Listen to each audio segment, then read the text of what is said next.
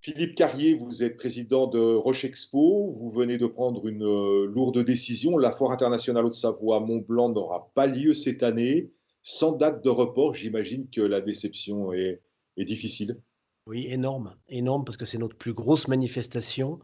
Un report pas possible, hein, puisque le planning du parc des expositions ne le permettait pas. Trouver une date également dans un calendrier de foires et salons à l'automne qui va être relativement dense avec déjà des reports au niveau national de nombre de manifestations, donc c'était pas possible. On a décidé d'annuler cette manifestation, je crois que c'était pas arrivé depuis la guerre, hein, donc 40 jusqu'à 48, je crois qu'il y a pas eu de foire. Oui, c'est inédit, mais attendu puisque on sait très bien que la situation, sanitaire, est encore pas réglée, des incertitudes, nombreuses sont encore présentes. Voilà, par contre donc, on a plutôt favorisé le salon, qu'on organise, en automne, qui est Mieux Vivre Expo, qui se tiendra donc, fin, octobre, début novembre, du 29, 10 au, 2, novembre. Mieux Vivre Expo, on pourrait imaginer que ce salon soit plus important que les années précédentes.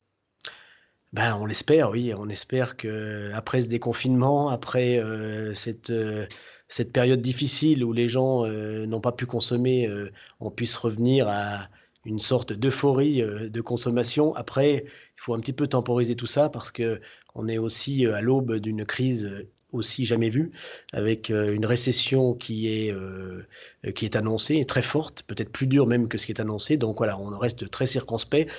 La commercialisation de Mevure Expo va être lancée dans les prochains jours et on espère que les exposants seront au rendez-vous, les exposants avant les visiteurs bien évidemment.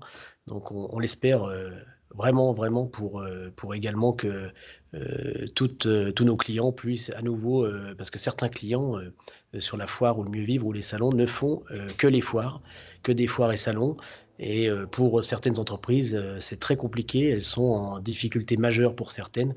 Donc voilà, je pense que ça serait top si au mois de novembre ça repartait et qu'on puisse organiser ces manifs. Mieux Vivre Expo maintenu. Le Cimodec, lui, est décalé. Vous avez Oui. trouvé une date pour le Cimodec. Bah, le Cimodec, on l'a trouvé puisqu'on a, déporté le Cimodec début mars. Donc c'était une des premières manifestations qui était reportée d'ailleurs en France, hein, donc elle est reportée, à la fin du mois de novembre, du 24 au 27 novembre et là également, nous allons lancer la commercialisation dans un secteur industriel qui prend la double peine, c'est-à-dire, un secteur industriel qui était déjà frappé par la crise, du diesel et puis aujourd'hui, par la crise, du coronavirus et ses conséquences. Donc voilà, j'espère qu'aussi, on puisse, commercialiser ce salon, dès les prochaines semaines. Et rappelons que le Cimodec, c'est le salon international de la machine-outil de décolletage. J'imagine que ce salon pour les professionnels est important. Il est, majeur, hein, puisque c'est le salon de la filière, c'est le salon, également, le salon de toutes les entreprises de la vallée de l'Arve. Il y a plus de 600 entreprises, localement, des exposants et des visiteurs qui viennent du monde entier. Donc c'est un salon, qui était très attendu d'ailleurs dans une situation économique déjà morose. Donc on attendait, sur le Cimodec moi je me souviens du Cimodec 2010, c'était un Cimodec de reprise après la crise. C'est sûr qu'un salon, de crise est toujours important parce que il redonne une impulsion.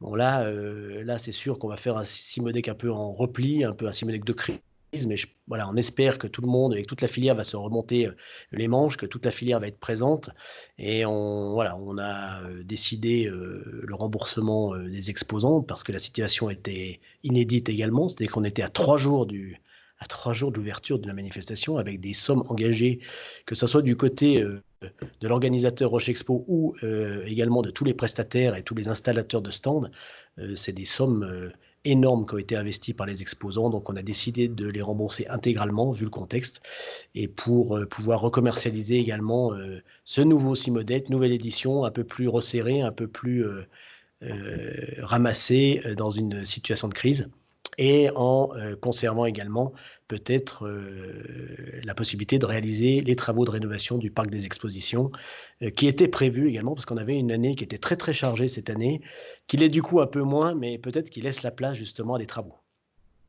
La foire internationale Haute-Savoie Mont-Blanc annulée, un calendrier chamboulé. J'imagine que les pertes financières pour Roche Expo vont être importantes.